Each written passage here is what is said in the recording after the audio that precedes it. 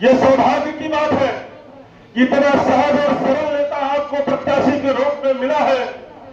मैं समझता हूं 24 घंटे में किसी वक्त आप उनके मोबाइल पर टेलीफोन से बात कर सकते हैं, किसी भी अधिकारी इसको फोन करा सकते हैं, हाथ पकड़कर किसी भी अधिकारी के दफ्तर पर ले जा सकते हैं।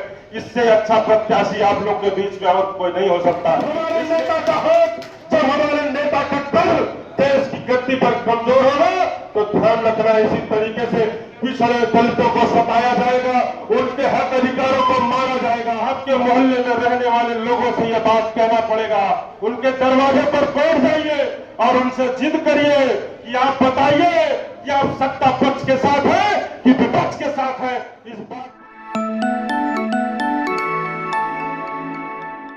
बात कह रहे हैं। इस विधानसभा में समाजवादी पार्टी की सरकार में जब माननीय सतीश कुमार निगम जी थे तो इस पूरी विधानसभा में विकास की गंगा बही थी। इससे आपको फायदा ये मिलेगा मेरे नौजवान साथियों, जब आप संकल्प लेकर इस कार्यकर्ता मीटिंग से अपने घर को जाओगे, ये संकल्प लेकर जाओगे कि कल से अपने गली मोहल्ले में हर जगह खड़े होकर अपने प्रत्याशी राजा रामपाल जी के बारे में और इंडिया गठबंधन की जो नीतियां हैं उसके बारे में चर्चा करेंगे, तो आपको एक स्पेस मिलेगा, लोगों के दिलों में जगह मिलेगी। वो इसलिए कि बीते 5 वर्षों में जब समाजवादी पार्टी की सरकार थी तो यहां पर बहुत सारे विकास काम हुए थे। अब बात करते हैं अपने बीच में जो इंडिया गठबंधन के प्रत्याशी हैं आदरणीय राजा रामपाल जी की। साथियों, अभी बीएसएसडी कॉलेज के पूर्व प्राचार्य ये बात कह रहे थे कि नेता तो बहुत होते हैं लेकिन जन नेता कोई एकाध होता है। ये सौभाग्य की बात है कि इतना सहज और सरल नेता आपको प्रत्याशी के रूप में मिला है। मैं समझता हूं 24 घंटे में किसी वक्त आप उनके मोबाइल पर टेलीफोन से बात कर सकते हैं, किसी भी अधिकारी इसको फोन करा सकते हैं, हाथ पकड़कर किसी भी अधिकारी के दफ्तर पर ले जा सकते हैं। इससे अच्छा प्रत्याशी आप लोग के बीच में और कोई नहीं हो सकता। इसलिए कार्यकर्ता साथियों, नौजवान साथियों, महान बुजुर्गों, मैं तो आपसे उम्र में छोटा हूं, ज्यादा लंबी बात नहीं करूंगा। इतना कहना चाहता हूं कि बहुत सारी परिस्थितियां आपके पक्ष में, धीरे धीरे लोगों को यह आभास हो रहा है कि इस मुल्क में जब से भारतीय जनता पार्टी की हुकूमत बनी है धीरे धीरे लोगों को कमजोर करती जा रही है, लोकतंत्र को खोखला करती जा रही है, संविधान के गले को घोटती जा रही है। आने वाले चुनाव में अगर विपक्ष के लोग, एक बात और ध्यान रखिए, इस बार देश का चुनाव पक्ष और विपक्ष के बीच होने जा रहा है। सीधे सीधे आपको तय करना पड़ेगा, आपके मोहल्ले में रहने वाले लोगों से यह बात कहना पड़ेगा, उनके दरवाजे पर बैठ जाइए और उनसे जिद करिए कि आप बताइए कि आप सत्ता पक्ष के साथ हैं कि विपक्ष के साथ हैं। इस बात को स्पष्ट करिए, तब मेरे नौजवान साथियों बात बन पाएगी।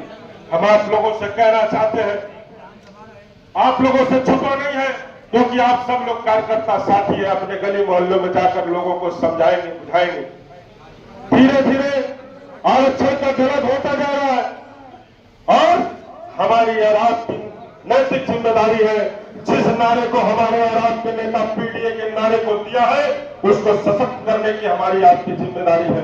याद रखना नौजवान साथियों, जब इस देश की हुकूमत में आदरणीय अखिलेश यादव जी सहित, राहुल गांधी जी सहित तमाम विपक्षी इंडिया गठबंधन के लोगों का मजबूत दखल होगा, तभी उत्तर प्रदेश से शुरुआत जाति जनगणना की हो पाएगी और तभी को बराबर से हक और अधिकार मिल पाएगा। जब हमारे नेता का हाथ, जब हमारे नेता का कल देश की गद्दी पर कमजोर होगा तो ध्यान रखना, इसी तरीके से पिछड़े दलितों को सताया जाएगा, उनके हक अधिकारों को मारा जाएगा।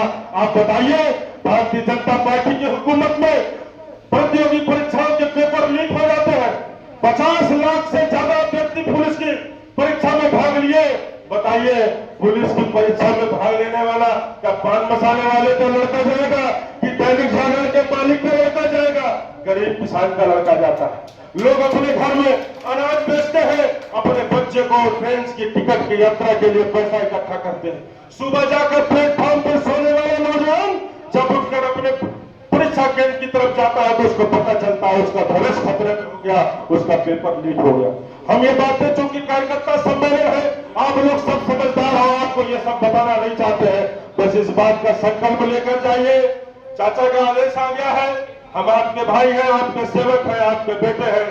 जैसा दिशा निर्देश आदरणीय सांसद जी का होगा, हम लोग आपके बीच में उपस्थित रहेंगे, काम करने का काम करेंगे।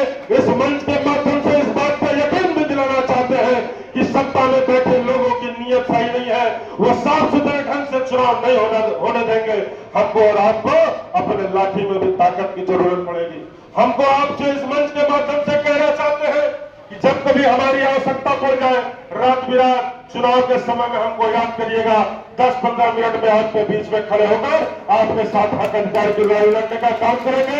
यहाँ से संकल्प लेकर जाइए, आने वाली 13 तारीख को सुबह से ही एक वोट समाजवादी पार्टी के साइकिल के पक्ष में पड़वा दीजिएगा। निश्चित रूप से इस बार देश से इन झूठे मतदारों की सरकार चली जाएगी।